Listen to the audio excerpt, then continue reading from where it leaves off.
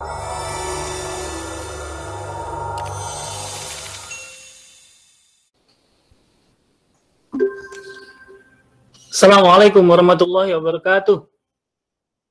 Waalaikumsalam warahmatullahi wabarakatuh.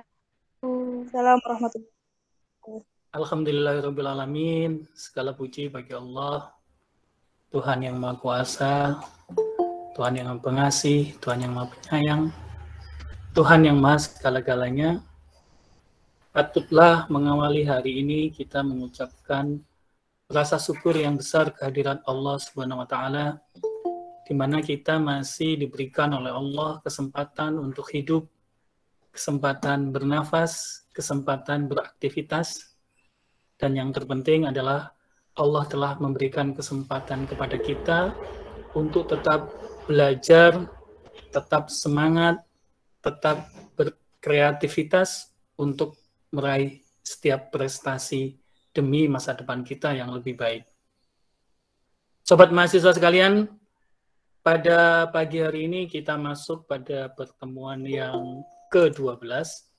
Pada pertemuan yang ke-12 ini kita akan membahas tentang manajemen perubahan, di mana topik ini amatlah sangat penting karena nantinya baik Anda sobat mahasiswa berada pada posisi apapun dalam kehidupan ini, dalam organisasi, di dalam perusahaan, di dalam berkarir, di dalam beraktivitas, di dalam berwirausaha, kita tentunya akan menghadapi yang namanya perubahan. Karena perubahan ini adalah merupakan sebuah keniscayaan ya. Jadi sesuatu yang pasti di dunia ini adalah perubahan. Sebagaimana yang telah kita ketahui bahwa tidak ada satupun yang pasti di dunia ini, dan kepastian itu adalah ketidakpastian itu. Sehingga perubahan ini harus benar-benar dipahami, harus benar-benar disikapi, dipelajari, didalami, sehingga ketika kita dihadapkan satu kondisi harus berubah, maka kita bisa mengadop perubahan tersebut, dan kita bisa memanfaatkan untuk kepentingan kemajuan kita, untuk kepentingan kebaikan kita. Karena sebagaimana yang telah dia sampaikan oleh banyak para ahli, bahwa jika kita menghendaki adanya sebuah perkembangan di dalam kehidupan kita, di dalam peningkatan di dalam kehidupan kita, maka kita harus selalu melakukan yang namanya continuous improvement. Jadi perbaikan berkelanjutan. Dan perbaikan inilah merupakan bagian dari cara kita untuk mengadaptasi, untuk menghadapi yang namanya perubahan. Baik sobat mahasiswa sekalian, saya akan share materi saya, di mana materi saya ini juga sudah saya sampaikan di dalam e-learning ya, nanti silahkan dibaca. Dan kalau bisa nanti di dalam topik manajemen perubahan ini kita akan banyak berdiskusi ya, karena ini penting.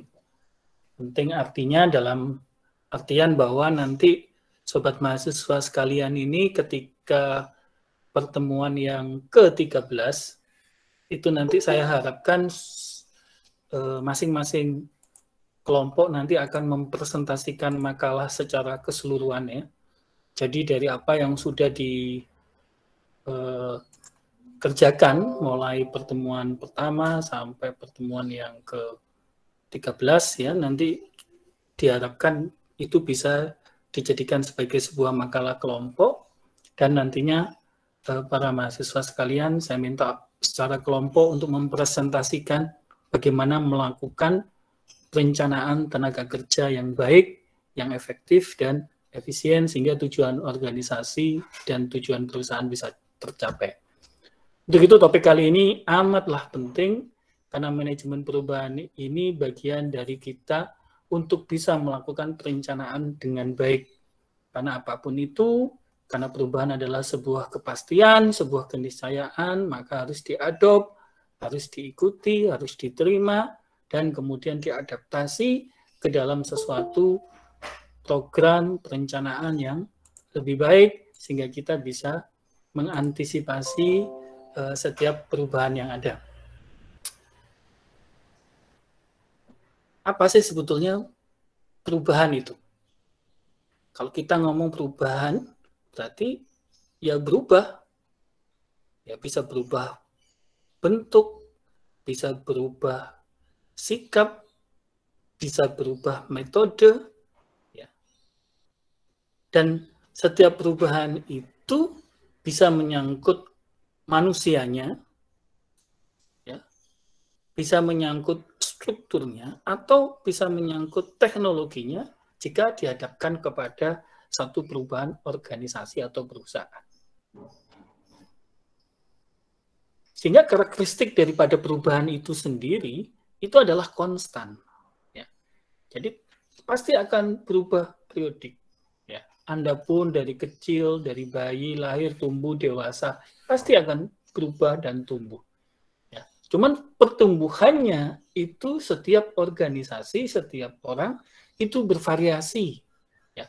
Sesuai dengan kondisi latihan, kondisi lingkungan, kondisi manajemen atau orang yang mengelola, orang yang mengarahkan, ya, di dalam sebuah organisasi atau di dalam sebuah perusahaan.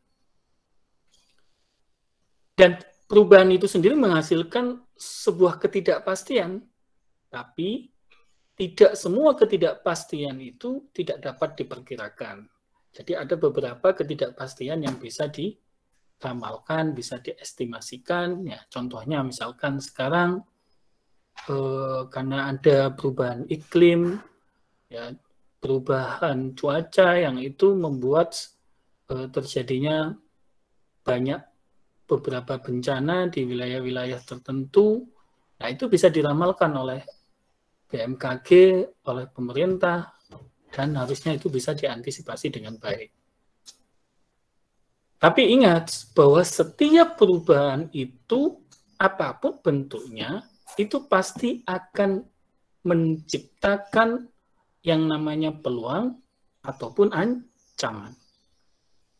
Sehingga bagi kita sebagai human capital, sebagai seorang SDM, apapun nanti kedudukan kita di dalam manajemen, ya, apalagi kita menjadi seorang manajer, mengelola perubahan itu adalah merupakan bagian integral dari pekerjaan kita. Ya. Sekarang, mengapa sih perubahan itu penting? Ya. Mengapa perubahan penting? Karena perubahan itu merupakan bagian penting dari kehidupan baik kita secara pribadi maupun kehidupan profesional daripada setiap orang. Ya. Apalagi kita nantinya sebagai lulusan sarjana manajemen diharapkan Anda akan menjadi seorang manajer, berarti Anda akan menjadi seorang pemimpin profesional, maka Anda harus mempersiapkan diri untuk mengelola perubahan itu dengan baik, baik untuk diri kita sendiri, diri Anda sendiri, maupun untuk organisasi yang dipimpin. Ya. Nah, untuk itu diperlukan sebuah preparation, kesiapan kita dalam bentuk keterampilan, baik hard skill maupun soft skill, supaya kita bisa mengadaptasi, ya, dengan setiap perubahan itu, dan kita bisa mengelola perubahan itu, supaya kita tidak kehilangan peluang dari perubahan itu, ya, atau supaya kita juga bisa menghadapi setiap tantangan yang ada di dalam perubahan itu, dan supaya kehidupan kita, karir kita tidak stuck, ya, tidak berhenti, dan kita tidak mengalami yang namanya demotivasi, yang itunya nanti akan berakibat buruk bagi kehidupan kita, bagi karir kita, bagi organisasi, yang otomatis itu memiliki konsekuensi terhadap baik itu konsekuensi material maupun non-material. Sehingga seorang pemimpin itu harus mampu menyesuaikan dirinya dan organisasinya untuk siap setiap saat berubah.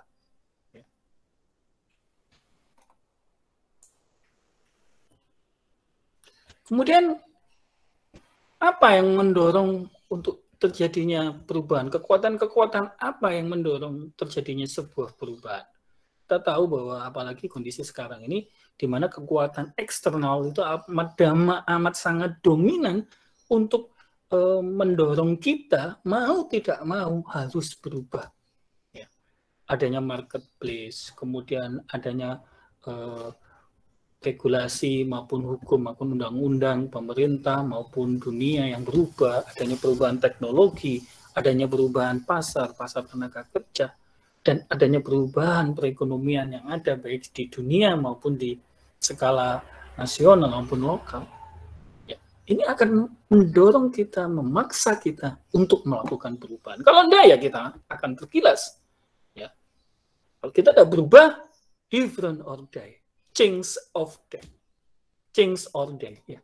Berubah atau mati. Jadi itu kemudian apa kekuatan internal yang mengharuskan kita berubah?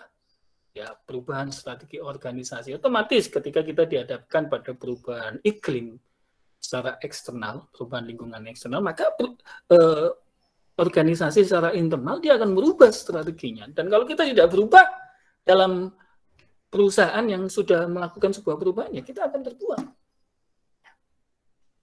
Contohnya sekarang ya kita kalau ngomong digitalisasi, kita kalau ngomong IoT, kita kalau ngomong bagaimana kita mengadopsi berbagai hal yang terkait dengan perkembangan lingkungan digital, kalau kita tidak mengadaptasi itu, ya kita akan terbuang. Ya. Kemudian perubahan lingkungan kerja, perubahan kebutuhan kerja, angkatan kerja, ya, requirement. Dan ini juga akan merubah sikap-sikap kita harus berubah. Kalau tadi kita sudah ngomong bahwa perubahan itu juga bisa menyangkut orang. Kalau menyangkut orang berarti menyangkut soft skill, hard skill, sikap kita, attitude kita, mental kita, semua harus berubah. Ya. Dan sebagai seorang manajer, ya, ingat ya, Anda ini jurusan manajemen. Ketika lulus, Anda akan menyandang gelar sarjana manajemen. Sarjana manajemen itu sesuai dengan KKNI, berada pada level 6. Level 6 itu kalau dikaitkan dengan SKKNI, Standar Kerangka Kualifikasi Kerja Nasional, itu Anda posisinya adalah manajer. Ya. Dan ingat, manajer di sini adalah merupakan sebuah agen perubahan. Dan agen perubahan ini bertindak sebagai katalisator yang dia harus bertanggung jawab terhadap adanya proses perubahan dalam organisasi, supaya organisasi tetap bisa sustain, supaya organisasi tetap bisa running, supaya organisasi tetap bisa leading dalam setiap perubahan yang ada. Ya. Dan sebagai agent of change di dalam perubahan ini, seorang manajer itu, dia akan bertindak sebagai internal entrepreneur. Ya. Jadi sekarang jiwa-jiwa kewirausahaan. Jadi wirausaha itu tidak selalu dikonotasikan Anda punya bisnis, tidak. Ya kan? Tapi ketika Anda mengerjakan profesionalisme Anda di dalam pekerjaan itu, sebagaimana Anda memiliki kemandirian, sebagaimana Anda memiliki bisnis, ya, itu Anda juga sebagai orang yang memiliki jiwa entrepreneur di dalam profesionalitas yang Anda jalankan, ya kan. Kemudian non-manager, ya, ini biasanya terkait dengan perubahan-perubahan yang menyangkut spesialisasi, ya. Ya, jadi hal-hal yang bersifat khusus dan ini merupakan satu keunggulan Anda. Jadi Anda tidak selalu harus menjadi seorang pemimpin. Ya, ketika Anda memiliki keahlian khusus dan keahlian Anda itu dibutuhkan di dalam perubahan yang ada, biasanya Anda akan diangkat sebagai staf ahli atau fungsional dan lain sebagainya. Bahkan sekarang juga diadop oleh pemerintah di mana jabatan-jabatan struktur jabatan-jabatan penting itu tidak selalu dalam bentuk jabatan struktural, ya. Itu bisa diberikan kepada jabatan fungsional sehingga tidak harus orang yang dalam hierarki karir tertentu, bisa dari mana saja. Yang penting dia memiliki spesialisasi yang dibutuhkan di dalam posisi tersebut. Ya, kemudian outside consultant. Jadi ini biasanya ketika kita menggunakan pihak lain, baik itu dalam bentuk organisasi maupun dalam bentuk perseorangan, untuk bisa mengajarkan atau mendeliver kompetensi-kompetensi yang dibutuhkan di dalam perubahan yang ada, Sehingga ini membutuhkan implementasi dari orang-orang yang memang memiliki expert di bidangnya, dan itu kita hire biasanya. Nah, ini juga sebagai salah satu change agent atau agen perubahan ya. Nah, kemudian bagaimana sebetulnya tahapan di dalam melakukan perubahan, proses perubahan itu bagaimana ya? Pertama ya mungkin orang ketika ada perubahan unfreeze ya, dia stuck ya. Jadi dia karena merasa dirinya sudah nyaman dengan status quo yang ada. Nah, cuman pesannya ketika dia nyaman dengan status quo yang ada, berada pada comfort zone, berada pada zona nyaman, Anda tidak mau berubah, ngenten mawon pun eco, gini aja sudah enak, Anda tidak mau berubah, tapi tiba-tiba kemudian besok iklim climate-nya semakin membesar, tiba-tiba Anda sudah tidak berada dalam radius kompetensi Anda dan Anda akan tergilas. Nah, sehingga orang tidak bisa unfreeze saja. Organisasi tidak bisa unfreeze saja, nyaman dengan status quo. Dia harus change, harus berubah. Ya. Nah, change ini, perubahan ini adalah tahap awal ketika kita melakukan adaptasi terhadap perubahan-perubahan lingkungan yang ada. Sampai kemudian kita menemukan bentuk dari perubahan yang akhirnya itu sesuai dengan kondisi lingkungan eksternal maupun lingkungan internal dan menjadikan kita leading di dalam perubahan itu, baru kemudian menjadi refreshing atau berubah menjadi perubahan yang bersifat permanen di dalam organisasi itu. Ya. Sehingga ini yang harus digarisbawahi ketika kita melakukan sebuah proses perubahan, kurangnya stabilitas dan perkiraan lingkungan mengendaki agar manajer dan organisasi terus-menerus beradaptasi. Jadi, perubahan ini adalah sesuatu yang siklus yang bersifat continuous improvement, sustain, terus-menerus, dan tidak bisa stuck berhenti pada kondisi permanen ya. Permanen yang benar-benar permanen. Jadi, ini hasil penelitian menunjukkan bahwa change permanen ini kita sifatnya adalah semi permanen, karena sebetulnya ya itu tadi, bahwa perubahan itu akan berkembang terus, berubah terus untuk selalu meningkat supaya kita bisa tetap continuous improvement, bisa menjadi lebih baik, bisa menjadi lebih inovatif, bisa menjadi lebih kreatif, dan kita bisa tetap berada di posisi leading. Kemudian apa saja tipe-tipe di dalam perubahan? Ya, tadi sudah saya sampaikan di awal, perubahan ini bisa menyangkut struktur, bisa menyangkut teknologi, bisa menyangkut people. Terkait dengan perubahan struktural, berarti di sini adalah perubahan struktur organisasi atau komponen di dalam strukturnya.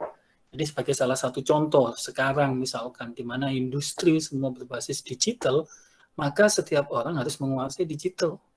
Sehingga nanti komponen jabatan dalam struktur organisasi itu jadi berubah. Ya. Jadi nanti akan beberapa banyak contohnya sekarang di bank akan berpikir sudah menghilangkan tellernya, menghilangkan kasirnya, dan lain sebagainya. Ya. Kemudian teknologi, ya, adanya perubahan atau peralatan atau perkembangan teknologi baru, ini akhirnya membuat segala sesuatu proses itu harus berubah. Sesuatu yang dulu tidak otomatis atau semi otomatis sekarang diminta untuk semua serba otomatis. Nah, kalau serba otomatis berarti di sini ada replacing tasks done by people with machine. Jadi ada pergantian pekerjaan-pekerjaan yang dulu dikerjakan oleh people, dikerjakan oleh orang, oleh manusia, digantikan oleh mesin. Ya. Kemudian ada komputerisasi. Kalau ngomong otomatisasi, komputerisasi, sistem informasi manajemen digital ini menjadi sebuah keniscayaan. Kalau Anda ingin belajar tentang sistem informasi manajemen digital, ya ini saya sekarang lagi ngajar di semester 3 mata kuliah sistem informasi manajemen digital juga ya. Kemudian workforce. Ya. Jadi adanya perubahan angkatan kerja, lingkungan kerja, dan di sini akan merubah yang namanya perubahan sikap, perubahan harapan, persepsi, kemudian perilaku tenaga kerja ini juga berubah. Nah, kemudian juga adanya perkembangan daripada organisasi yang menuntut adanya perubahan teknik, perencanaan kerja, baik itu yang bersifat perencanaan antar manusia, maupun perencanaan antar manusia dengan teknologi, dengan mesin, ya, dan lain-lain.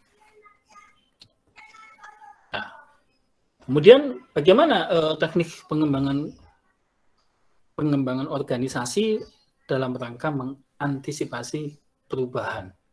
Ya, biasanya ini kita hasil dari survei One Balik, ya, kemudian juga ada sensitivity training, jadi training yang memang dibutuhkan ya dalam setiap perkembangan yang ada. Kemudian ada di sini ada proses konsultasi, kemudian ada team building yang kita bangun untuk membangun sebuah perubahan tersebut.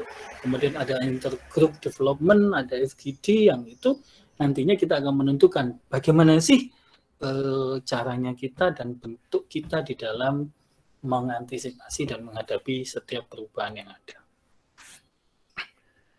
Kemudian bagaimana kita mengelola orang-orang yang resisten terhadap perubahan. Jadi perubahan itu tidak selalu diterima dengan baik oleh anggota organisasi, sehingga seorang manajer itu dia harus tahu bagaimana dia caranya menghadapi orang-orang yang resisten terhadap perubahan. Ya.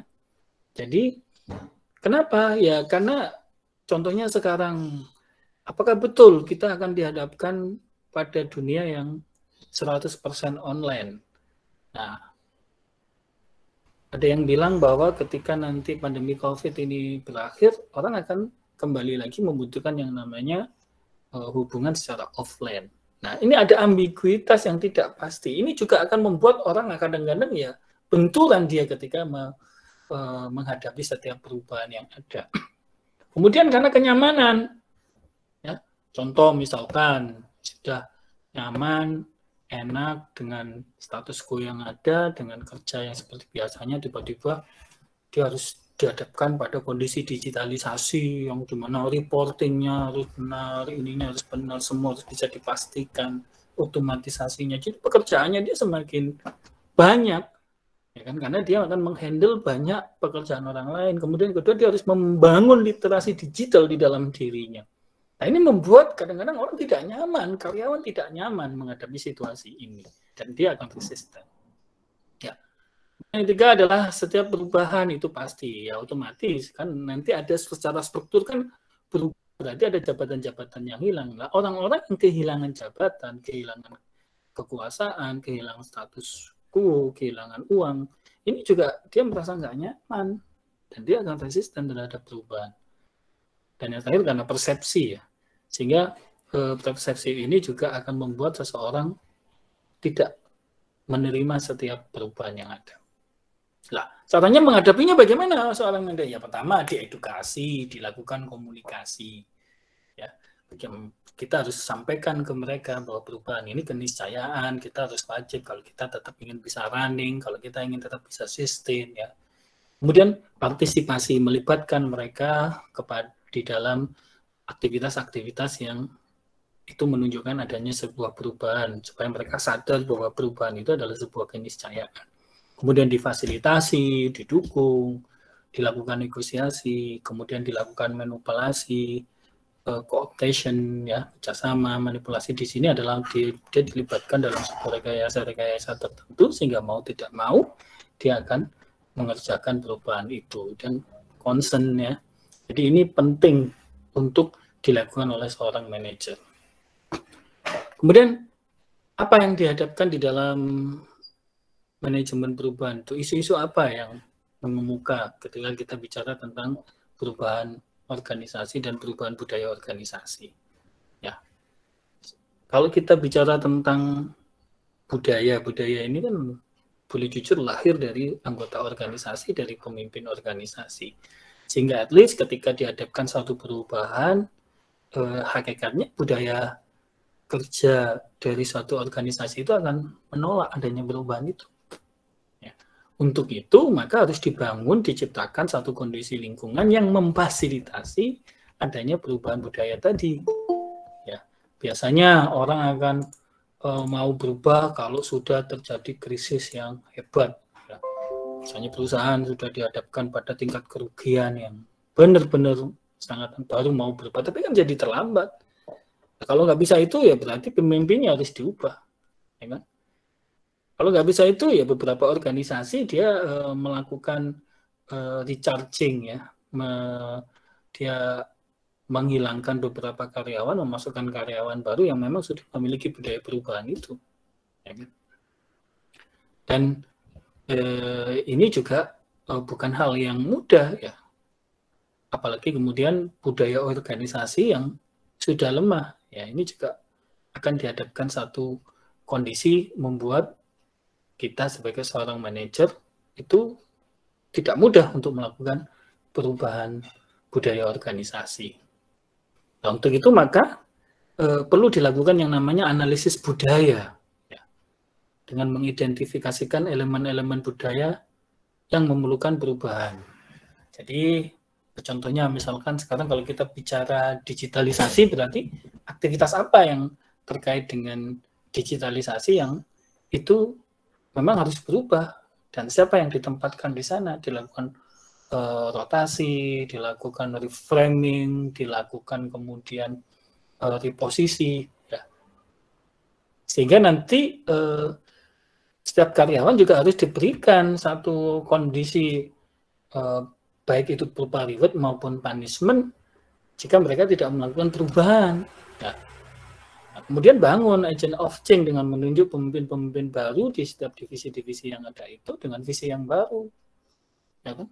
Kemudian perkenalkan reorganisasi ya. Kemudian perkenalkan kisah-kisah dan ritual baru untuk menyampaikan visi baru. Ini juga banyak riset-riset yang menunjukkan di bidang SDM bahwa menceritakan kesuksesan kisah-kisah ini juga sebagai salah satu dilihat berdasarkan hasil riset itu cukup efektif untuk meningkatkan kinerja daripada karyawannya. Kemudian mengubah proses seleksi, sosialisasi, kemudian sistem reward and punishment, sistem penilaian kinerja, semuanya harus berubah mengikuti perubahan yang ada. Kemudian persoalan yang kedua, ketika kita melakukan sebuah perubahan, kita dihadapkan pada karyawan-karyawan yang karena dia resisten, biasanya dia akan juga stres menghadapi perubahan itu. Ini seorang manajer harus mampu menghandling karyawan yang stres ini ya.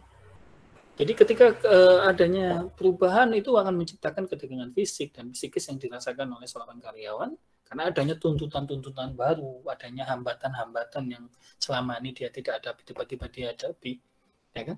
Tapi juga adanya tuntutan dari perusahaan untuk menangkap peluang-peluang yang ada. Nah ini sebagai seorang pemimpin dia harus bisa mengelola stres ini, ya kan? Karena stres itu sebetulnya bagus ketika dalam titik tertentu. Ya, stres itu justru akan meningkatkan kinerja seseorang. Ya, sama dalam kehidupan ini kadang-kadang kita juga perlu benturan-benturan yang membuat kita stres yang akhirnya men-trigger kita untuk berubah menjadi lebih baik. Ya. Jadi apa yang hakikatnya di dalam perubahan itu yang intinya bisa membuat seorang karyawan itu stres, ya, yaitu apabila terdapat ketidakpastian atas hasil. Ya, dia sudah berubah, ya kan, misalkan dia harus, contohnya misalkan sekarang requirement nanti untuk menjadi dosen harus S3 ya, ternyata apakah ada jaminan ketika dia itu S3 kemudian dia bisa menjadi dosen? Tidak. Nah ini kan berarti ada suatu kondisi faktual bahwa ketika dia berubah juga dia dihadapkan satu kondisi yang tidak pasti, ya kan. Tapi ini juga harus sebagai seorang manajer kita harus mendorong ya, ini ya sebuah keniscayaan ya. Ya mereka harus lakukan itu. Kalau enggak ya mereka malah kehilangan peluang yang ada. Ya. Jadi stres itu timbul karena adanya personal faktor di dalam dirinya, memang ada resisten tadi, juga adanya kaitannya dengan faktor-faktor yang ada hubungannya dengan pekerjaan tadi. Ya. Sehingga bagaimana caranya kita untuk mereduce stres karena adanya perubahan tadi? Yang pertama adalah kita di dalam melakukan seleksi karyawan, kita harus berubah sesuai dengan requirement perubahan yang ada. Ya kan? Kemudian kita harus membuat bahwa job-job yang ada itu harus ada sebuah kesesuaian ya antara rekrutmen dan lain-lain dengan posisi jabatan yang ada supaya kita bisa mendapatkan the right man in the right place ya. Kemudian lakukan wawancara ya pekerjaan berdasarkan realitas pekerjaan yang ada supaya menekan ambigu-ambigu tadi itu. Ya, supaya orang benar-benar dia dihadapkan pada satu kondisi bahwa ini hal yang mereka lakukan, tidak ada ambiguitas di sini gitu. Kemudian tingkatkan komunikasi organisasi, kembangkan program perencanaan kinerja, gunakan rancang ulang pekerjaan, sediakan program konseling, kemudian tawarkan bantuan time planning management, kemudian berikan sponsor untuk program-program yang meningkatkan kesejahteraan daripada karyawan supaya mereka juga merasa worth it ketika dia melakukan sebuah perubahan. Dan buat setiap karyawan itu menerima perubahan itu dengan cara yang happy ya. Jadi dia harus menjadi manusia-manusia yang kuat ya. Manusia-manusia yang kuat, manusia-manusia yang ketika ada perubahan dia hadapi semua itu dengan senyuman, dengan ketenangan. Nah, itu harus diciptakan. Maka supaya itu muncul, maka kita menyampaikannya dengan cara yang simple, dengan cara yang konstan, dengan cara yang jujur ya. Kemudian kita mendorong sebanyak mungkin partisipasi karyawan untuk supaya mereka semua sadar dan mereka semua berkomitmen di dalam menghadapi perubahan dan berikan fleksibilitas ya. Jadi berikan kepada mereka tahapan perubahan sesuai dengan kesiapan mereka, tapi ada timeline yang harus mereka ikutin ya kan. Kemudian upayakan mereka untuk menolak terhadap perubahan atau tidak dapat diubah ya ini kelompokkan tersendiri. Karena ini kalau masih dicampur baur dengan karyawan yang lain ya ini bisa mengganggu stabilitas yang ada. Ya. Kemudian seorang manajer juga harus dia bisa menghubungkan antara masa kini dan masa depan. Dia harus menjadi mediasi, bagaimana mentransformasi, bagaimana melakukan migrasi dari kompetensi existing menuju pada perubahan yang baru. Kemudian buat belajar supaya karyawan itu mengerti bahwa inilah hidup, inilah ketika kita berada di dalam lingkungan kerja ya harus seperti ini. Kemudian dukung dan dorong secara aktif perbaikan dan lakukan secara bertahap dan kalau bisa day to day. Kemudian buat tim itu beragam, ya supaya itu tadi ada yang namanya istilahnya pertukaran budaya, ya. Ada yang namanya saling memotivasi, saling mendorong, ya. Kemudian buat terobosan, sesuaikan kondisi teknologinya, kan? Kemudian bangun kepercayaan melalui training, melalui gathering, melalui apapun FGD dan lain-lain. Jadi ini para mahasiswa sekalian yang bisa saya jelaskan pada topik kita kali ini, yaitu manajemen perubahan, dan manajemen perubahan ini peranannya amat penting di dalam perencanaan tenaga kerja, karena kita tahu bahwa ketika kita melakukan perencanaan tenaga kerja, tujuannya adalah untuk mendapatkan tenaga kerja yang efektif dan efisien, the right man in the right place, tenaga kerja yang betul-betul bisa mendorong pencapaian tujuan perusahaan secara efektif dan efisien. Untuk itu, manajemen perubahan adalah sebuah keniscayaan, sesuatu yang wajib dan harus dilakukan di dalam perencanaan tenaga kerja supaya kita bisa merencanakan tenaga kerja itu dengan baik, dengan tepat, sesuai dengan kebutuhan, sesuai dengan jabatan yang ada, sesuai dengan waktunya. Ya. Jadi mendapatkan tenaga kerja yang tepat, pada waktu yang tepat, pada posisi yang tepat, ya, sehingga kita bisa mencapai tujuan organisasi secara efektif dan efisien. Silakan kalau memang ada pertanyaan yang mau didiskusikan, monggo. Silakan. Silakan, ada yang mau didiskusikan? Jelas? Mas Richard, bagaimana? Ada pertanyaan? Tidak, Pak. Jelas, Jelas. Pak. Terima kasih. Yang lainnya? Jadi nanti untuk penunjang UAS nanti dimulai pertemuan yang ke-13, nanti masing-masing kelompok harus mempresentasikan ya. Jadi nanti saya akan bikin template-nya, line up bagaimana menyusun perencanaan tenaga kerja, kemudian Anda isi sesuai dengan pembelajaran yang sudah saya jelaskan pada setiap topiknya, ya, sehingga nanti capaian Anda di dalam mata kuliah ini benar-benar bisa terukur. Nah, sedangkan ujian UAS itu, yaitu tadi merupakan review dari diskusi atau presentasi yang sudah Anda sampaikan di dalam kelompok.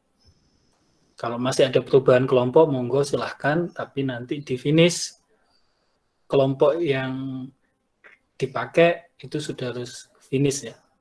Sekarang kalau misalnya masih ada perubahan, Pak, saya anggotanya enggak chemistry, berubah ya, monggo silakan. Baik, kalau tidak ada pertanyaan, maka silakan hidupkan kameranya, saya mau absen. Hari ini ada 40 yang hadir.